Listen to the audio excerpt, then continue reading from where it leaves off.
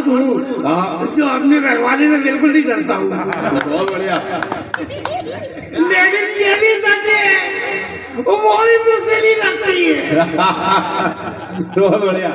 और हमारा आपस में बड़ा सामंजस्य था। मैंने उससे एक दिन एक गिलास ठंडा पानी मांगा, एक गिलास ठंडा पानी पिलाओ। उसने कि नहीं पिलाऊं तो लेकिन मैं खुद भर के पी लूंगा। ऐसा सामंजस्य होना चाहिए। बहुत बढ़िया सामंजस्य दादा, अद्भुत। भाई साहब मैं 3 कविता सुनाना चाहता हूँ, चुटकुले तो होते हैं अपने पास। कविता देखो, स्वागत दादा। कि बेरोजगारी से तंग आकर एक बेरोजगार ने, बेरोजगारी से तंग आकर एक बेरोजगार ने डूब मरने के लिए जैसे ही कुएं में गोता लगाया, एक नेता दौड़ा दौड़ा आया, झट से कूदा और टप से पकड़ लाया।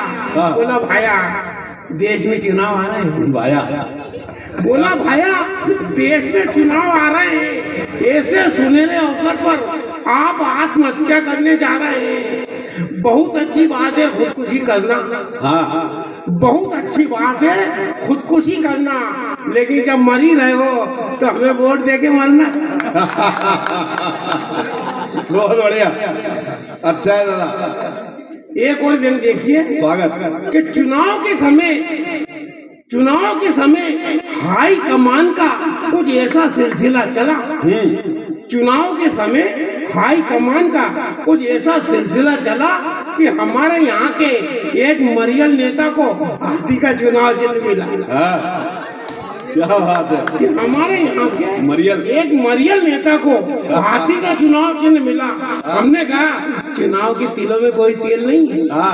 हमने कहा चुनाव के तिलों में कोई तेल नहीं है, प्रत्याशी और चुनाव चिन्ह में कोई मेल नहीं है। लेकिन इसके बाद जो फूल खिला उसे दिखा रहा हूँ, यानी राजनीति का अनूठा करिश्मा दिखा रहा हूँ कि चुनाव जीतने के बाद नेताजी जाने कहाँ खो गए। कि चुनाव जीतने के बाद नेताजी जाना कहाँ खो गए, और जब अगला चुनाव आया तो खुद हाथी सरी के हो गए।